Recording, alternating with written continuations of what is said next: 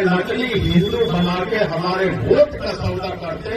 अगर भारत के मंदिरों में ताकत होती तो मोहम्मद बिन कासिम आया होता। भारत के मंदिरों में ताकत होती तो महमूद गजनवी आया होता। भारत के मंदिरों में ताकत होती तो मोहम्मद घोरी आया होता और इस दुर्ग को लूटने का काम न किया होता। इसका मतलब मंदिरों में ताकत नहीं थी। अगर ताकत है तो सत्ता के मंदिर में ताकत है कि बाबा अपना मंदिर छोड़ करके आज सत्ता के मंदिर पर विराजमान है, हेलीकॉप्टर पर चलने का काम करते हैं। समाजवादी पार्टी को झटका पे झटका लग रहा है। समाजवादी पार्टी के राज्यसभा सांसद लालजी सुमन के द्वारा दिए गए बयान, राणा सांगा और डीएनए का विवाद अभी थमा ही नहीं था। ऐसे में समाजवादी पार्टी के राष्ट्रीय महासचिव और विधायक इंद्रजीत सरोज का एक बार फिर से विवादित बयान। इस बयान के बाद जहां पर पुरोहितों में विरोध है, समाजवादी पार्टी के विधायक इंद्रजीत सरोज जो कि 14 अप्रैल को जिस दिन बाबा साहेब भीमराव अंबेडकर जी की जयंती मनाई जा रही थी, एक कार्यक्रम में उन्होंने कुछ विवादित बयान दे दिया। जब ये रचना की गई थी, चाहे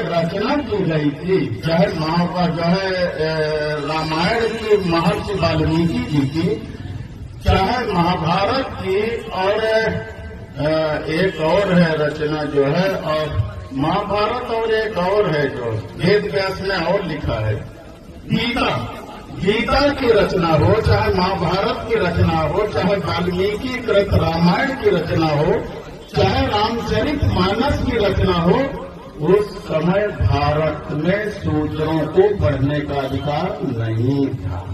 सही बता रहे, उस समय भारत में शूद्रों को पढ़ने का अधिकार नहीं था। आप पढ़ लिख नहीं सकते थे। अगर आप पढ़ने की कोशिश करेंगे तो आपकी आंखें फोड़ दी जाएंगी। आप सुनने की कोशिश करेंगे तो शीशा पिघला के कान में डाल दिया जाएगा। अगर जीभ से आप उच्चारण करेंगे तो जीभ आपकी काट ली जाएगी। ये व्यवस्था थी भारत के अंदर। मैं गलत नहीं बोल रहा, भारत के अंदर एक व्यवस्था थी ताकि हो जाए। सार्वजनिक रास्तों में चलने की हमें इजाजत नहीं थी। कोई भी शूद्र समाज का आदमी अगर सार्वजनिक रास्ते पर चलेगा तो गले में हंडिया बांध के चलेगा, थूकेगा तो दिन भर हंडिया में थूकेगा, फिर मिट्टी को खोद के उस हंडिया को गाड़ेगा। नहीं किसी समण का पैर पर जाएगा तो अपवित्र हो जाएगा।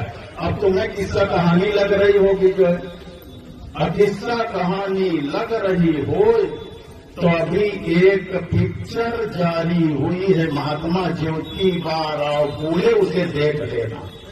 महात्मा ज्योतिबा राव फूले पिक्चर जारी हुई है, उसे देख लेना अगर मैं गलत कहता हूं। यही सारी व्यवस्थाओं के विषय में उसे दिखाया गया है जो भारतीय जनता पार्टी के लोगों को बुरा लग रहा है। इस देश के अंदर कमर में झाड़ू बांध के चलना पड़ता था कि जहां तुम बैठो बाद में उठो तो निशान मिटाए दो।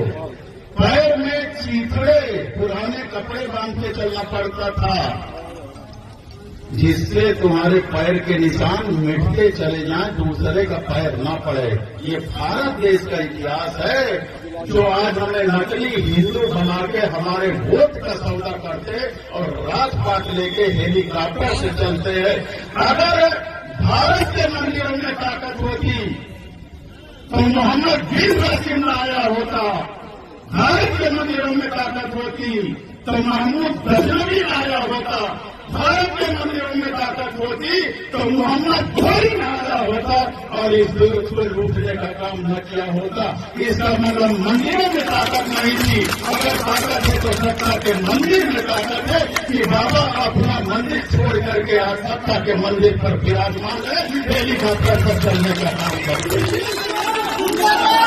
ऐसे इंद्रजीत सरोज के बातों से आप सहमत असहमत हो सकते हैं, लेकिन आप क्या सोचते हैं कि क्या इंद्रजीत सरोज का कहना सही था, गलत है, या इनका बयान कितना नुकसान करेगा उनके पर्सनल हित के लिए और समाजवादी पार्टी के लिए? उन्होंने यह भी कहा कि मैं बाबा साहब की देन से, उनके संविधान से, उनके कानून की देन से मैं 5 बार विधायक और 1 बार मंत्री भी बना। ऐसे आप सभी लोग क्या सोचते हैं इंद्रजीत सरोज के इस विवादित बयान को लेकर के? अपनी राय जरूर दें। तब तक हमें विदा दें।